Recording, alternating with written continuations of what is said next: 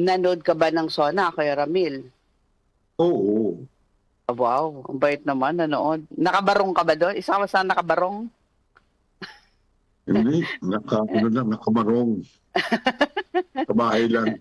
Sa bahay lang. Kala ko kasama ka sa mga nakabarong. So, doon sa SONA ni Pangulong Bongbong Marcos, isa sa mga pinagtuunan ng pansin doon sa kanyang ika-4 na SONA, tungkol po sa agrikultura. Actually, maraming mga topics, di ba, na na-discuss doon. Pero ang isa sa mga highlight ay tungkol sa agrikultura. O, natuwa ka ba sa mga sinabi niya tungkol sa agrikultura?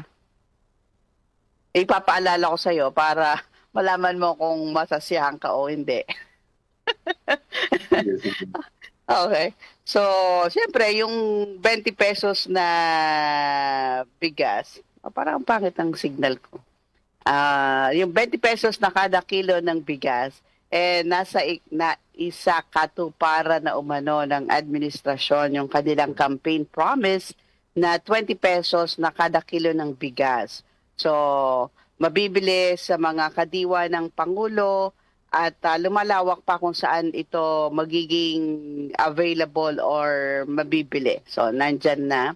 And sabi nga, parang kaya nila na i-sustain, di ba, hanggang sa matapos ang termino ng Pangulo at mas marami pang makakabili.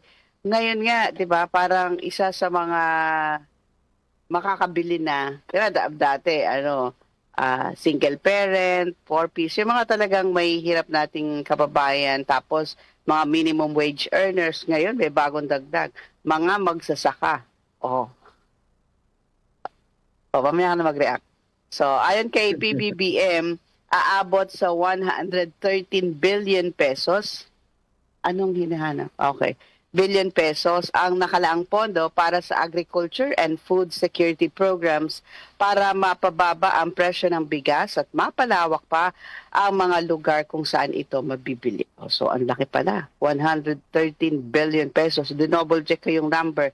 Baka million lang yung nakita ko. Baka mamaya M lang to. Hindi, B talaga nakalagay. Kaya billion. So, ayan yung isa sa mga hinighlight niya doon. And number 2 is yung warning against traders. Nagbabala ang Pangulo laban sa mga mananamantalang traders, sa mga magsasaka at nagmamanipula ng presyo ng palay at bigas. Yung mga manloloko sa mga magsasaka, hahabulin po kayo ng pamahalaan at posibleng kaharapin ninyo ay kasong economic sabotage. Huwag kayong loloko-loko. Habulin kayo ng Marcos administration. And maliban dyan, isa din sa na-highlight ay yung paghikayat ng Pangulo sa mga business leaders na mag-invest sa agrikultura or invest sa Filipino people. Isa yun sa sinabi niya na ready na daw tayo. So ayan, yung mga naipon mong pera, Kuya Ramil, i-invest sa agrikultura. Palakihin mo ang iyong business sa agrikultura. Okay, and siyempre yung pagpapababa sa presyo po ng baboy, sinabi ng Pangulo, pinapalakas na ng pamahalaan ang local production ng baboy at patuloy ang pagpapatayo ng mga biosecurity facilities. No, pati yung mga laban dito sa ASF natin. Okay? And ito ang isa sa mga maraming natuwa, yung pagtatanim ng niyog. No, kasama sa priority crops na isinusulong ng pamahalaan. Actually, marami siya nabanggit na mga products. Bigas, mais, pinya, saging, mangga, Kuya Ramil, kape, kakao, kalamansi, tubo, sibuyas at bawang. Binigyan din ng Pangulo sa kanyang SONA yung kanyang pangako na muling palakasin ang sektor ng niyog. Anya, milyong-milyong Pilipino ang umaasa sa puno ng niyog bilang pangunahing kabuhayan. Kaya kanilang itutuloy yung program na magtanim ng 100 milyong puno ng niyog sa buong bansa. So hiniling din niya sa Kongreso na amyendahan yung Coconut Farmers and Industry Trust Fund Act para maging akma sa pangangailangan ng mga magnyonyog. So yung mga nasira natin ng kokolisap, ayan, tag dito, mapapalitan na. Ayan, papalitan na kasi ilang milyon? 100 milyon. All over the country naman yon yung pagtatanim ng 100 milyong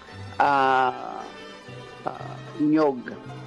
Okay. And isa sa mga na-highlight din doon, yung land reform and youth in agriculture. Ayon sa Pangulo, pinabibilis na ng pamahalaan, particular na ang DAR, o Department of Agrarian Reform, sa pamamahagi po ng mga CLOA o yung Certificate of Land Ownership Award at e-titles para yung susunod na saling lahi ng mga magsasaka makakatiyak daw na mapapasa kanila na yung kanilang mga lupang sinasaka. So, ang tawag nila doon, generational continuity. Ayan, continuity in farming. So, yung mga kabataan natin, dapat mahikaya talaga natin na pumasok na into agriculture. Ayan, youth in agriculture. So, yan yung mga nakita ko na highlights doon sa SONA ni Pangulong Bongbong Marcos. Oh, pwede ka na mag-comment. Doon sa nyog. Ang naalala ko lang na highlights, yung binati niya yung mga athletes natin. Sa yung bagong athlete. Mm. Yan lang din pala natandaan mo, ha? Ikaw talaga. So, ayan. Ang ano nga lang, ang naano ko, yung ibang rice field, kino-convert ng nyog. Sayang naman. Yun Dapat nga, yun yung... Yun ang ano. Meron doon sa amin na mga rice field na naging nyug na ang tanim. Nyog na talaga. Yan. So, sana nga makapagtanim tayo yung mga pwede pang taniman, di taniman, 'di ba? Yung mga pero marami na rin ako. Mayroon namang mga nakikita ngayon sa mga news, kuya, na dating puno ng nyog, yung parang nyogan, maraming nyog, inalis na yung mga nyog, ginawa ng farm. Integrated farm na. Parang ganon. Marami rin ganon, pero sa yung katulad dun sa amin, yung sa amin, nawawala yung nyog kasi minsan tinatama ng kidlat yan Oo. na mamatay. Hindi namin na papalitan yung puno ng nyog. Fruit trees na ang naipapalitan. Kapalit nun. Okay. So, ayun. Kaya ganun nangyayari, no? Okay. So, yan. Pagtatanim medyo ng nyog sa... So, ayun naman basically yung mga pwede nating komentuhan. So, yun. CLOA at saka yung youth in agriculture. So, dapat palakasin pa natin. Doon may mga programa naman ang DA, di ba? Para ma-encourage yung youth. Yung parang meron sila Young Farmers Challenge na nagbibigay sila ng parang premyo doon sa makakapag-submit ng mga workable, doable na mga projects nila in agriculture.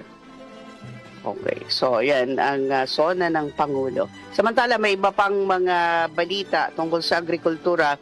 Yung mga smuggled mackerel, ligtas daw kainin ayon sa mga pagsusuri at planong ipamahagi ng Department of Agriculture. So, inirekomenda po ni Agriculture Secretary Francisco Chu Laurel Jr. kay Pangulong Bongbong Marcos Jr. na ipamahagi yung frozen mackerel na nakumpiska ng Bureau of Customs kamakailan sa Port of Manila at maging sa Subic. Sinuri ng BFAR yung histamine at microbiological contaminants na mga kontrabando na yan at lumabas sa laboratory test na ang mga nakumpiskang smuggled na isda ay ligtas kainin ng tao. And dihilingin ng DA sa BOC na ilipat ang frozen mackerel sa DA para ipamahagi ito sa ibang ahensya tulad po ng DSWD o ng Office of the President. And kabuang 7 container vans, 2 mula sa Manila North Harbor at 5 naman sa Subic Freeport ang nakumpiska matapos maharang ng Inspectorate and Enforcement Bureau ng DA ang shipment kasama ang Bureau of Plant and Industry. Ayan, plant industry. Bawat container ba nagkakalaman daw ng 30 metric tons ng frozen mackerel o kabuang 210 metric tons. Sapat na daw yan para bigyan ng tag-1 kilong isda ang 210,000 na pamilya. Ba't naman 1 kilo lang? Gawin natin 2 kilo. Mackerel. Okay, sinabi ni Secretary Laurel na marami pang container vans na hinihinala naglalaman ng isda ang nakatakdang siyasatin at suriin. And bilang dagdag sa mackerel, karamihan sa mga nasakoting shipment naglalaman ng sibuyas. Pero 'di ba, natuklasan na yung unang-una pa natuklasan na merong mga E. coli, mga ganyan, 'di ba? Pero yung ibang nakuha nila wala naman daw taglay na bacteria or heavy metals or pesticide contamination. And nirekomenda din ng BPI na sirain ang mga ito dahil sa senyales naman ng pagkabulok. Paano bubulok na kasi siguro matagal na dun sa mga warehouses nila o dun sa BOC. Okay. So, ayan. Ito na yung sinasabi ko sa iyo na pati magsasaka ay pwede nang makabili ng 20 pesos na kada kilo ng bigas. So, yung NFA warehouses daw, magbebenta na ng 20 pesos na bigas sa mga magsasaka nakalista sa RSBSA. Ayan. Sisimulan daw yan sa August 13. Ano ba yung RSBSA? Registry System for Basic Sectors in Agriculture. Okay, so mula August 13, makakabili na ng 20 pesos na kada kilong bigas ang mga magsasaka sa mga warehouses ng NFA sa pamamagitan ng Kadiwa ng Pangulo Kiosk. Magkakaroon ng Kadiwa FTI booths sa mga bodega ng NFA na magbebenta ng 20 pesos na bigas. Ang programa ilulunsad sa Region 2 at 3 sa susunod na buwan. Yung mga magsasaka na nakalista sa Registry System for Basic Sector in Agriculture ng Department of Agriculture, karapat-dapat na makakabili ng hanggang 10 kilo ng 20 pesos na bigas kada buwan. So, per month is 10 kilos. Sa kasulukuyan, nasa 2.9 million na mga magsasaka ang nakarehistro sa ilalim ng RSPSA. And sinasabi ng DA, pinahusay ang mga plano, particular na sa logistics, at isasama ang mga mangingisda sa subsidized rice program. Mayroon namang 2.9 million na mga mangingisda ang nakarehistro dito sa RSBSA. And inaprubahan na daw ni Pangulong Marcos ang 18 billion pesos na budget para sa rice program sa 2026. Ang alokasyon na pantagdag sa 9 billion peso budget para pambili naman ng palay ng NFA batay sa pinapanukala na nasa General Appropriation Act sa susunod na taon. So, anong reaction ninyo? Ikaw, ano reaction mo? Kasi nung nakita ko tong post na to sa Facebook page ng Department of Agriculture, nagkulat ako sa mga reaction ng mga magsasaka. ng mga nagko-komento. Hindi ko pala alam kung na magsasaka yun. Nagko-komento doon sa Facebook page. Ang sabi, hindi naman daw bumibili ng bigas ang mga magsasaka ng palay. Hindi daw sila bumibili. Kasi yung mga naani nila, tinatabi na nila. Diba? Naglalaan sila para sa kanilang personal consumption. Kaya hindi sila bibili ng 20 pesos na bigas. Pagkatwiran, di ba? Kaya nga ikaw nagtanim para may sarili kang pangkain, di ba? Meron kasi yung ibang mga farmer, Hindi kanila yung farm. oo, kumbaga hindi na Walang- naiisip nila. Binebenta okay. nila yung binebenta. Lahat, Pero- okay. Yan nga ang sinasabi ko, dapat ang mga farmer, kinukonsume yung kanilang Ani. Oo. Mm-mm. Kaya para- di ba sabi ko nung nakaraan, Mm. yung bahay nga namin sa probinsya merong kamalig, yung Mm-mm. merong bodega ng palay. Mm-mm. Para ang ang katuwiran ng lola ko, hindi tayo mawawalan ng kanin, ng Bigas, oo. ganun ang yun ang Oo, katuwiran. nakaimbak. Ngayon, Oo. iba na ngayon ng mga ng mga Practice. yung mga second generation na Magsasaka. yung kumbaga yung bang generation ng mga lola natin noon maganda na nakakapag-farming Mm. na yung kanilang mga anak hindi tinuruan ng farming. Yan lang. Ang problema naman ngayon, yung mga hindi tinuruan, meron nga silang mga farm. Ang problema, benta nyo na yan. Sila ang bumibili. Ganun ang nangyayari ngayon. Hindi katulad noon, talagang ikukonsume. Yung parang tinatabi, di ba? Sinusubi. And kung ibebenta man, ayun, naghahanap ng medyo mataas-taas na presyo. Hindi basta bigay ng bigay. Ako naman iniisip ko, baka nga meron mga magsasaka tayo na kailangan din ng bigas kasi yung tinatanim nila, hindi naman kanila. Diba? Hindi naman, wala silang share ng ani. Diba? So, pera yung binibigay sa kanila, binabayad sa kanila. And syempre, limited lang yon. So, kailangan din nila bumili ng mas murang bigas. Pwede naman yun. Pwede naman. Yun nga lang, sana, di ba, yung mga talagang nangangailangan natin, mga kababayan, ang makabili nitong bigas nito. Kasi, subsidized po yan and pera din ng taong bayan yung ginagamit, di ba, para po dyan sa, pagbili ng bigas na yan. And, okay, so yan.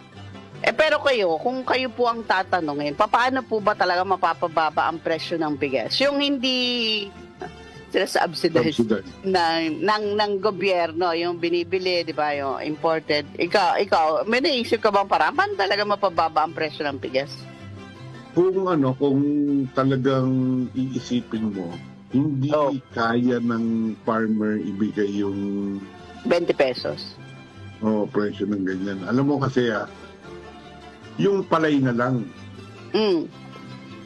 Kung 20 pesos ang kilo ng bigas, dapat ang palay mo magpresyo lang ng mga at least 9 to 10 pesos. 9 to 10. Oo. Ngayon umaabot ng 17. 15. Pero kadalasan 12. Mga ganon. Okay.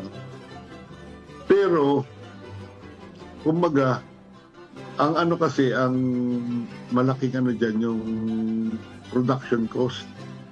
Oo, yung fertilizer, tubig, Fertilizer, mga tao. Yun ang hindi natin manay. Kung ang fertilizer natin mura, kakayanin yun.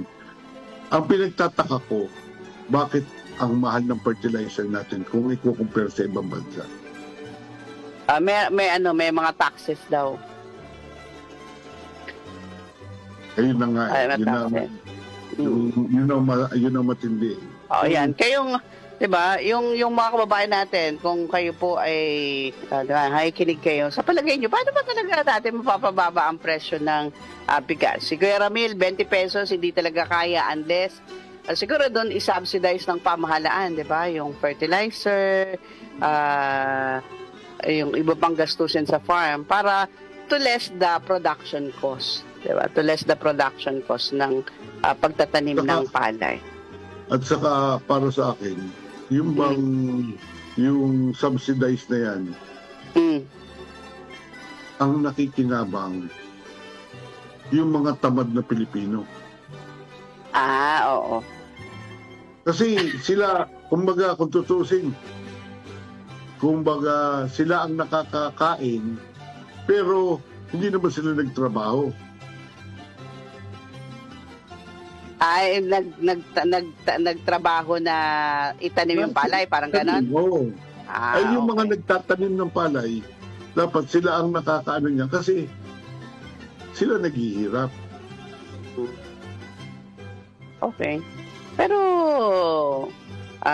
sa hirap ng buhay ngayon, siguro nga ay sa akin marapat lang din na makabili sila ng murang ano. Okay lang naman yun, oo. Okay lang naman yung ganyan. Para nga sa akin, okay lang makabili sila ng bigas na mura. Pero dapat makinabang din yung mga nagtatanim. Mas Okay. priority dapat yung Okay. farmer. Ayan, dahil sabi nga natin doon sa murang bigas, yung importation, ganyan. Ang DA Secretary ko Ramil hinihiling na amyendahan yung rice tarification law. Nagbabala sa epekto sa kinabukasan ng pagsasaka ng palay. Kasi sinasabi ni Secretary Chu Laurel, magiging madilim ang kinabukasan ng pagsasaka sa bansa hanggat hindi daw naamyendahan ng rice tarification law para ibalik ang mas malakas na kontrol ng gobyerno sa importasyon ng bigas at retail. Amyendahan na daw. Okay. So, kasi daw, 'di ba, ang pag-import ngayon, madali na, pinadali nila yung mga tapos walang cap, tas ngayon ang ginawa pa nila, 'di ba, binaba nila yung taripa. So yung ibang mga farmer mas parang mag-import na lang tayo kaysa magtanim tayo ng palay, 'di ba? Magtanim tayo ng bigas. So ayan, yan nakikita nila na magiging madilim daw ang ating industriya ng bigas. So ngayon, meron silang mga nilulutong pag-amyenda. Ang isa sa mga may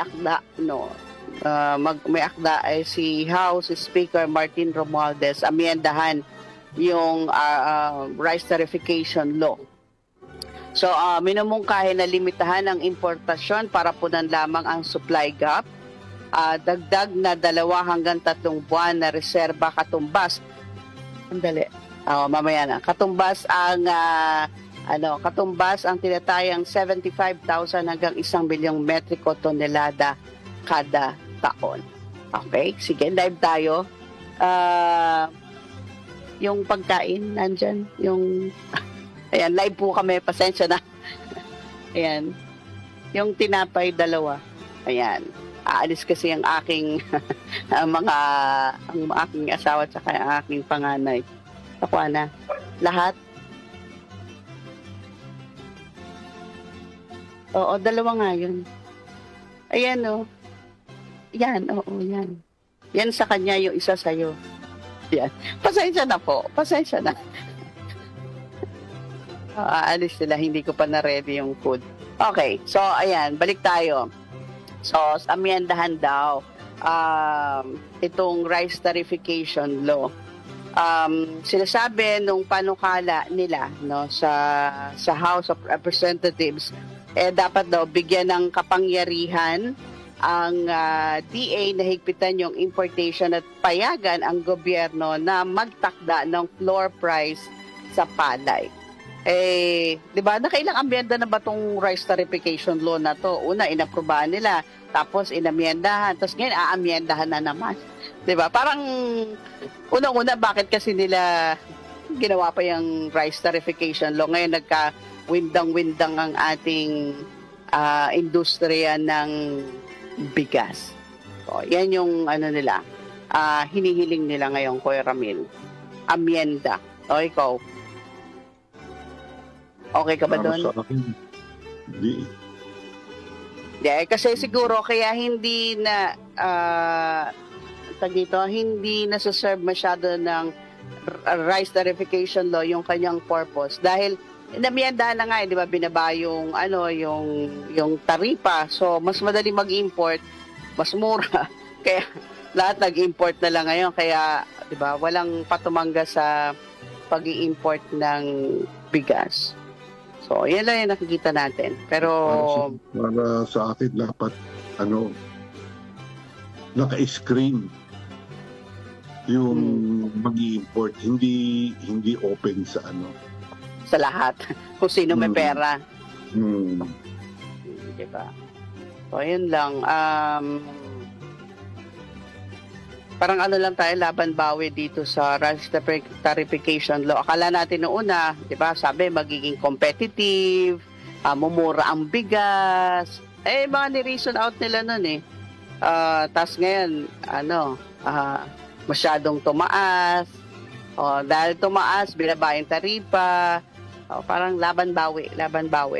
Yung ating usapin dyan sa rice tarification law. Sana ngayon ang mangibabaw yung for the benefit of the Filipino people. Hindi lang nung mga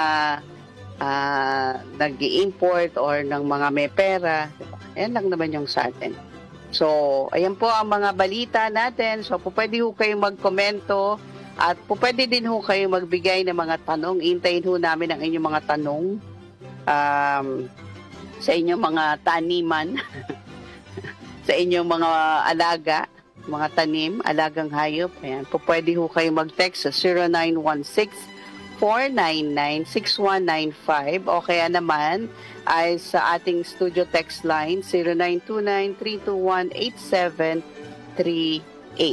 No, yan po yung ating mga contact numbers. O kaya mag-iwan ho kayo ng mensahe sa ating Facebook Live.